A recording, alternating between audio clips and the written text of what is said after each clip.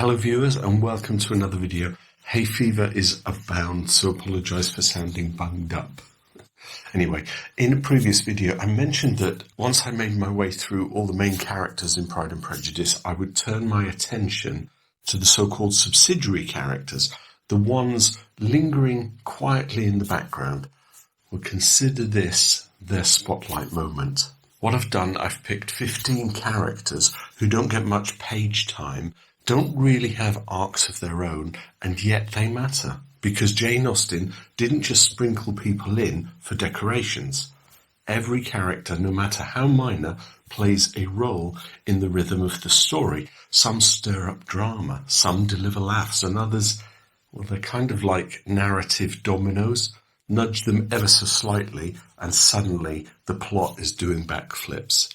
So today, I'm lifting the curtain on those overlooked gems, the comic reliefs, the plot pushers, the ones who hold up a mirror to Lizzie and Darcy without even realising it. And you might not remember their names, but by the end of this, you'll see exactly why they deserve their moment. So let's dive in. Aye, very true. Damn tedious waste of an evening. Let's start with a man so monumentally unbothered, he might as well have been born reclining.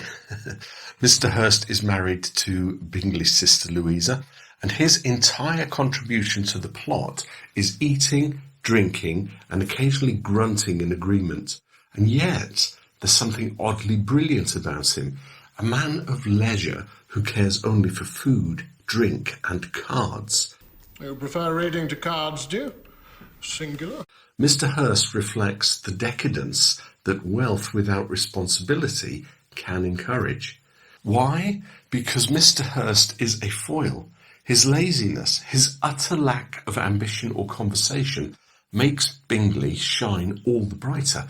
Next to Hurst, Bingley looks like a paragon of enthusiasm and charm, which is precisely what Lizzie and we need to see to understand why Jane falls for him. Through Mr. Hurst, Austen delivers a subtle but pointed piece of social commentary. He is a living emblem of the ideal aristocracy, a man of wealth and status who contributes nothing meaningful to his household or to society.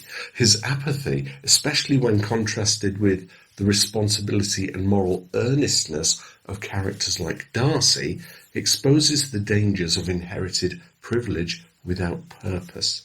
Austen critiques not just the individual, but the system that allows and even expects men of his class to waste their lives in comfort and indulgence. Mr. Hurst is a background prop with purpose, an upholstered contrast, you might say. Hill, I'm so distressed. Hill! The Bennets' housekeeper, background figure, and the very glue holding Longbourn together. She's rarely mentioned and almost never heard, but you can feel her presence in every well-laid table, every whisper between the sisters, and every calm in the storm of the Bennet chaos. She's the one who brings smelling salts when Lydia runs off. She manages the household without a fuss. And most poignantly, she's the adult in the room when everything begins to unravel. In a novel teeming with social climbers and chatterboxes, Mrs. Hill represents a quieter, steadier kind of female competence, one with no audience but immense impact. In a story centred so heavily on marriage and social upheaval, Mrs. Hill is the still point, the woman outside of the marriage market, managing behind the scenes. This too is Austen's commentary on women's work and visibility. Interestingly, the 95 BBC adaptation gives Mrs. Hill a subtle moment of characterisation that, while not present in the book, feels emotionally truthful. In the scene where she delivers a letter to Mr. Bennet in the library, later revealed to be news on Lydia's elopement, Mrs. Hill appears to linger almost expectantly. Her body language and hesitation suggests she may feel entitled to some awareness of the family drama, or at least believes herself close enough to the family to share in its emotional tides. Mr. Bennet, however, feigns disinterest and places the letter to one side, which causes her to withdraw. As soon as she leaves, he picks it up and reads it. Thank you, Hill.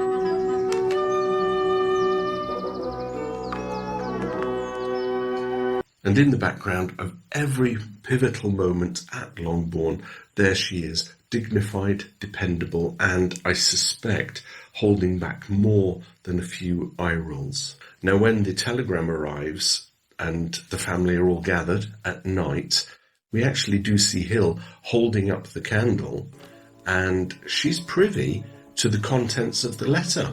So she definitely is involved, and I could understand why she would expect Mr. Bennet to open the letter when he's in the library and perhaps give her some context of what's going on.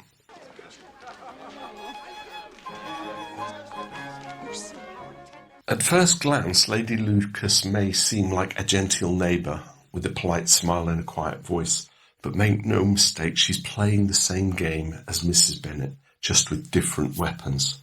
Her biggest moment comes when Mr. Collins is rejected by Elizabeth. Now, while Mrs. Bennet spirals, Lady Lucas likely encourages her daughter Charlotte to seize the opportunity. It's subtle, but it's a masterstroke. In doing so, Lady Lucas does two things. She secures her daughter's future and, quite frankly, outmaneuvers her social rival. And that's Austen's brilliance, showing how even in a world where women had so little power, strategic thinking could shape fates. Would dance every dance with Jane. Nothing else would do. And are you pleased with Hertfordshire, Colonel Forster? Very much so, Lady Lucas. Lady Lucas isn't loud or frantic like Mrs. Bennet. She's pragmatic. And in this one moment, she changes the course of multiple lives. Elizabeth is forced to confront that marriage isn't always about love. Sometimes it's about survival. And that realization sits with her for the rest of the story. So while Lady Lucas may stay in the background, her influence echoes loudly, especially in how we and Elizabeth begin to see Charlotte's decision not as tragic, but as logical.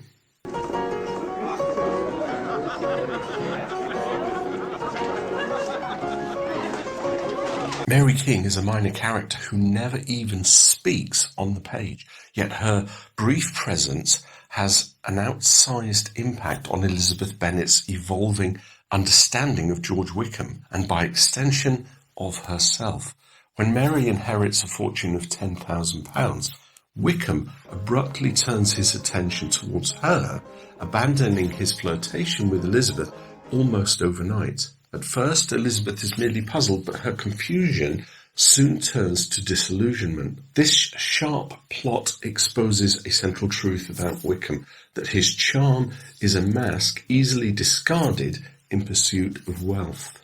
Mary's inheritance becomes a plot device which Austen tests Elizabeth's judgment with. Up to this point, Elizabeth has been largely swayed by appearances, Wickham's good looks, easy manners, and appealing narrative about Mr. Darcy. But his pursuit of Mary King, a woman he had previously ignored, raises red flags. Elizabeth begins to question whether Wickham's character is as noble as he presents. Though she initially defends him, calling it a mercenary yet understandable choice. I understand, as my younger sisters are not yet able to, that handsome young men must have something to live on as well as the plain ones. The incident plants a seed of doubt that blooms fully when she later reads Darcy's letter. Importantly, Mary King is not just a pawn in Wickham's opportunism, she is also a symbol of the limited but powerful leverage that money affords women in Regency society. Her sudden desirability highlights how financial status could override social or personal preferences in courtship.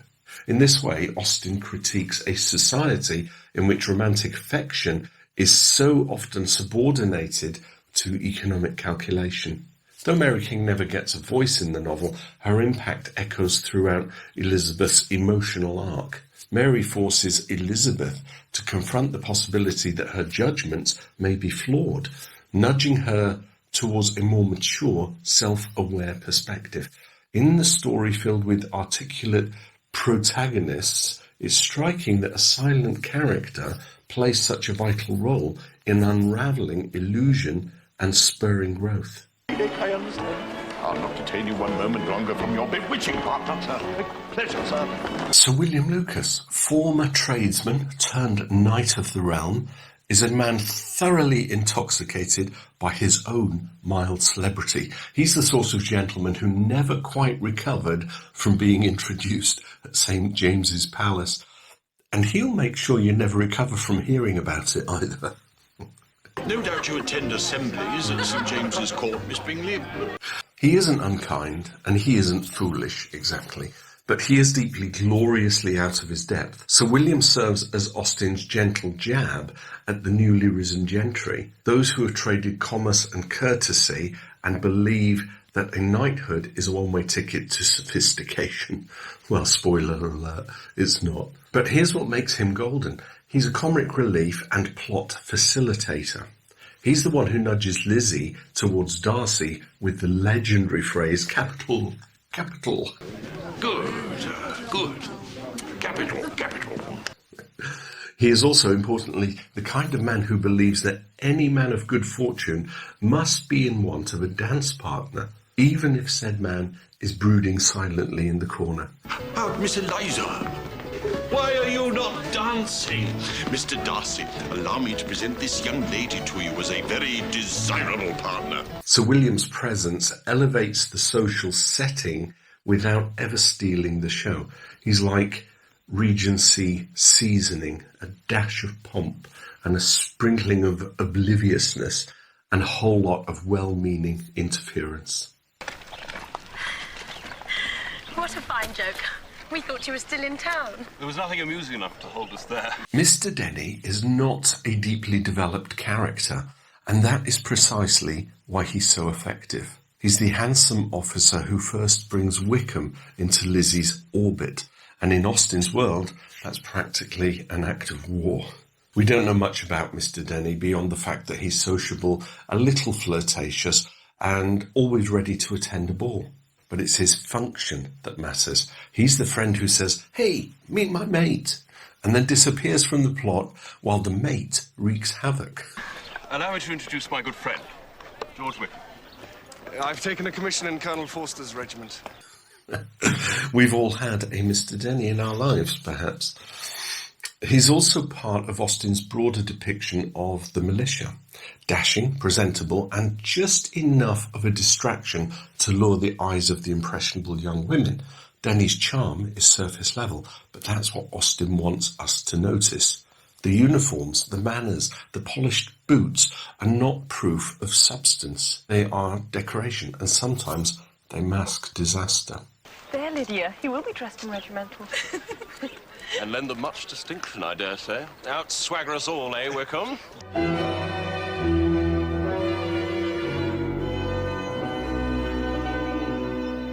Anne de Bourgh, Lady Catherine's daughter. She is a fragile and reclusive woman who spends most of the novel tucked away in the shadows of Rosings Park, enduring her mother's tirades and being shoved into the mould of a dutiful, submissive aristocrat. She's the epitome of the suitable match that was deemed to be the only respectable marriage for Darcy, one dictated entirely by wealth and social standing, the very thing Elizabeth Bennet would never accept. The engagement between them is of a peculiar kind. From their infancy they have been intended for each other. Yet Anne's silent presence has a huge impact. She's everything Elizabeth isn't, fragile, sickly, and passive. Through Anne, Austen critiques the very notion of arranged marriages and the forced submission of women in the name of family alliances. In Anne, we see what might have been Darcy's life if he had followed his mother's wishes, marrying a woman he doesn't love and who can't offer him intellectual or emotional engagement. But Anne is the perfect foil for Elizabeth. The contrast between Anne's timidity and Elizabeth's sharp wit is a visual cue for Darcy's ultimate choice in a partner. Anne, almost entirely devoid of personality or desire, makes it painfully clear to both Darcy and the reader that the match between Darcy and Elizabeth is not just one of social convenience, but of mutual respect and love. So without Anne, there would be no Elizabeth to contrast against her. Good afternoon to you, ladies. What a fortunate meeting, for we were about to walk towards Longbourn in search of you. Captain Carter is a minor officer in the Meryton militia, and he is in essence a quieter version of Denny. His name is dropped only occasionally, but like Denny, his role is to act as a backdrop to Lydia and Kitty's flirtations. Look, there's Denny and Carter. His function, however, is critical. He adds the constant flow of distraction that drives Lydia and the plot to its eventual chaotic climax. While Denny offers the initial seduction of Wickham, Captain Carter's presence, and by extension the militia in general, fuels Lydia's growing obsession with soldiers. And while Carter doesn't play a huge personal role, he serves as an embodiment of the military class that entices Lydia and symbolises the naive exuberance of youth. His flirtations, harmless in themselves, only emphasise the wider theme of immature values that run rampant in the world of Meryton, a place where flirtation is innocent until it isn't. Though he doesn't help to resolve the drama, Carter acts as a reminder of the carefree attitudes that can easily slip into recklessness when the stakes are high, leading to Lydia's eventual disastrous elopement. That's where Mrs. Darcy used to write her letters every morning. It was her favourite room. Ah, Mrs. Reynolds, the housekeeper of Pemberley. I do like this character. Seemingly harmless effusion of praise for Darcy completely shifts the course of the narrative. She is the quiet, unassuming powerhouse who does what no other character has managed to do up until that point. She turns Elizabeth's perception of Darcy upside down. I'm sure I know none so handsome. I've never had a cross word from him in my life, and I've known him since he was 4 years old. In this small scene, Mrs. Reynolds becomes not just a character, but an instrument of revelation. Her deep affection for Darcy isn't the result of flattery or currying favour. She's simply telling the truth as she sees it, and that truth transforms Elizabeth's opinion of him. Mrs. Reynolds offers a glimpse of the Darcy we have yet to see fully. And his son will be just like him. The best landlord and the best master. Ask any of his tenants or his servants. A man who is not just wealthy and proud, but kind-hearted, generous, and deeply committed to his responsibilities. Austen's genius in how Mrs. Reynolds uses so few words to shift the entire core of the plot with one conversation. Elizabeth's understanding of Darcy goes from proud and aloof to misunderstood and noble. Her understated role adds the most delightful twist to Darcy's eventual redemption. How do you do? Very pleased to meet you, Miss Darcy. I've heard so much about you. Georgiana Darcy is the purest soul in the entire novel. She's sweet, shy, and plays the piano with such grace that even the most hardened hearts, or at least Mr. Darcy's, softens in her presence. But don't be fooled by her soft smile and demure nature. She is the person who holds Darcy's world together, and in many ways, Georgiana is the hidden heart of the novel's emotional resolution. Let's not forget that Georgiana is at the centre of the Wickham affair, the event that deeply shaped Darcy's character, and I'll get into that when I do his video. While her role is far from extensive, her quiet, near-mythical existence as the sister Darcy is so fiercely protective of tells us everything we need to know about Darcy's true nature. He guards her like a dragon might guard treasure. And this instinct to protect his sister makes him the man he is, proud, standoffish, and perhaps a little misunderstood. Her story is poignant as it represents what could have been the tragedy of her life, a near elopement with Wickham, which could have destroyed her reputation. But Austen cleverly weaves Georgiana into the novel, not just to make us sympathise with her, but to reveal Darcy's hidden vulnerabilities and motivations. In truth, Georgiana's near downgrade into an object of scandal is the bedrock of Darcy's ultimate transformation into the man we all want him to be. She's the quiet, unseen force that moves everything forward. But Lady Catherine was so severe last evening about the only right way to place gowns that I couldn't sleep, and I am determined to start afresh. Maria Lucas, Charlotte's younger sister, is the epitome of seen but not heard. She accompanies Elizabeth to visit Hunsford and Rosings, playing a secondary role to the grand drama of the story. While she has no direct involvement in any major plot lines, she serves as an important foil to Elizabeth's keen observations and independent nature. In fact, Maria's most important function is to underscore just how much of a free spirit Elizabeth is. While Maria is mesmerised by Lady Catherine's grandeur and dutifully follows Charlotte's example in accepting Mr. Collins, Elizabeth's refusal to be intimidated or overawed by social hierarchy is made all the more stark by comparison. Maria, this is your trunk. These are your gowns. You may arrange them in any way you wish. Lady Catherine will never know. Maria's reverence for Rosings and Lady Catherine only highlights Elizabeth's strength and independence. Maria's simplicity highlights Elizabeth's brilliance.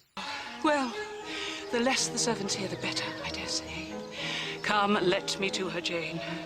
For heaven knows I've no glad tidings for her. If gossip were an Olympic sport, Mrs. Phillips would be the gold medalist and the coach of the national team.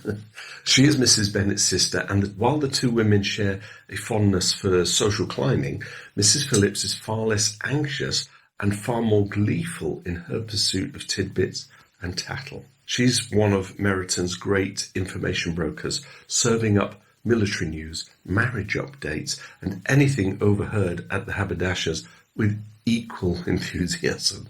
And let's be honest, without Mrs. Phillips, the Bennet girls might never have met Wickham, for better or most certainly for worse. But Austen doesn't just drop Mrs. Phillips in as a device. She's a study in how middle-class women navigate a world that gave them little formal power. Mrs. Phillips wields her influence with canapes and cards, orchestrating introductions and shaping perceptions, all from her very fashionable drawing room, it would seem. Her value lies not just in words, but in the way she shares them, breathlessly, delightfully, and always with a sense that she just couldn't possibly keep this to herself. I've heard tales of gaming debts. Oh, sister! Of drunken routs, in which more things were broken beyond repair than heads. She's the narrative pipeline with a lace handkerchief and a deep love of officers' uniforms.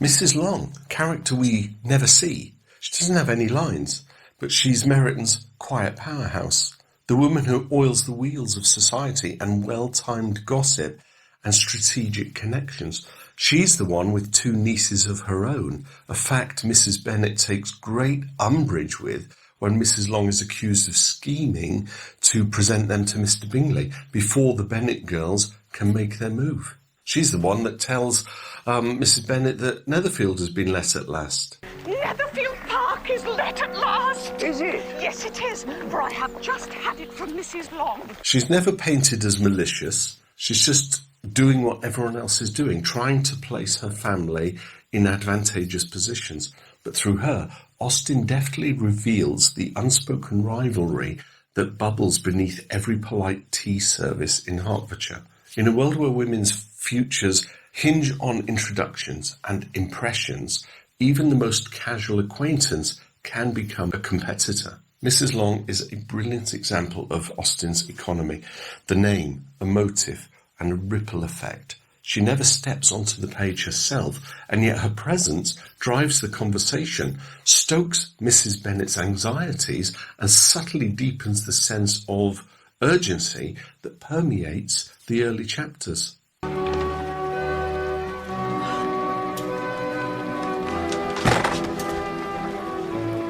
Mrs. Younge. Mrs. Younge. She is one of the more sinister characters in Pride and Prejudice.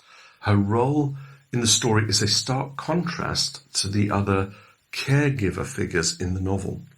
As the governess employed to look after Georgiana, Mrs. Younge is entrusted with the young girl's safety and well-being. However, her loyalty is quickly exposed as being far more aligned with Wickham's schemes than with Darcy's wishes. Mrs. Younge's role becomes pivotal when it is revealed that she helped Wickham orchestrate the attempted elopement with Georgiana.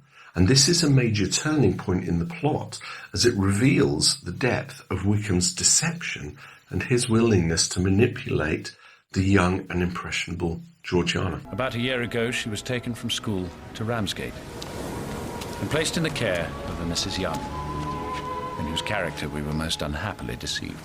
Mrs. Younge's actions expose the darker side of Regency society, where women, like Georgiana, who have no real power or agency, are vulnerable to the exploitation of others. Her role in aiding Wickham also highlights a key theme of the novel, the dangers of misplaced trust and the consequences of a society where reputation and wealth can be manipulated by unscrupulous individuals, which probably happens even today.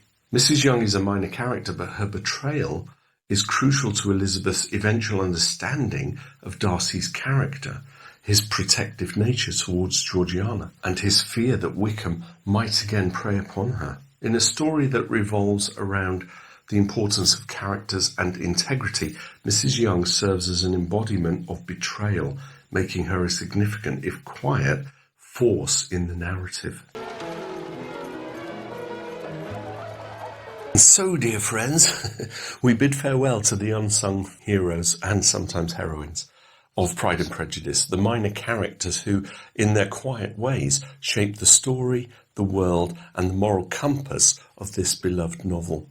From the housekeeper with a heart of gold to the idle officers of Meryton, Austen's social commentary flows through them all, perhaps with a wink and a nudge and a perfectly placed line. Remember, though, every character, however minor, has a role to play in the greater narrative tapestry. It's the very essence of Austen's genius. No character is superfluous, no gesture without purpose. These figures help shape the decisions and the futures of the more prominent leads, and they illuminate the moral and social undertones of the world in which Elizabeth and Darcy live and love. I'd be interested to know who you might consider your favourite minor character. Do drop me a comment. I couldn't really do a whole big video of each of these characters because there's just not enough to expand 15 or 20 minutes. But I thought combining them all into, just a nice... it's like the greatest hits. The greatest hits of Pride and Prejudice.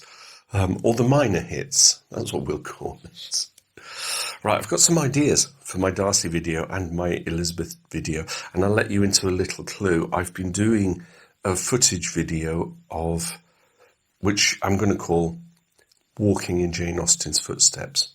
So it's visiting sites and locations that are pertinent to Jane Austen. It could be a long video, could be anything from 40 minutes to an hour. Because I'm only halfway through and I'm already 30 minutes worth of footage. So when that comes out, I do hope you'll stick with it and watch the whole thing. Because the momentum of YouTube, when I put a video up, it's all about the viewing hours or minutes. So if you jump on a video and you watch it for 2 minutes and then drop out, it doesn't get the momentum, as opposed to a video that if you watch for 15 minutes or half an hour, you get the gist. The longer you watch, the better my channel grows. And gosh, where am I? I'm probably about 600 subscribers away from 20,000. And I remember when I first did a couple of Pride and Prejudice videos, someone left a comment, why haven't you got 20,000 subscribers? I think it was about 7 or something. I'm very close now, and it's all down to you, and I am grateful. You watch, you comment, you like, and you subscribe. Fantastic. Anyway, that was my unsung characters for Pride and Prejudice. I might well have missed a few out, but I might well have included some that didn't really need to be included. Let me know your thoughts. Drop a comment. I'll catch you in the next video. Bye for now.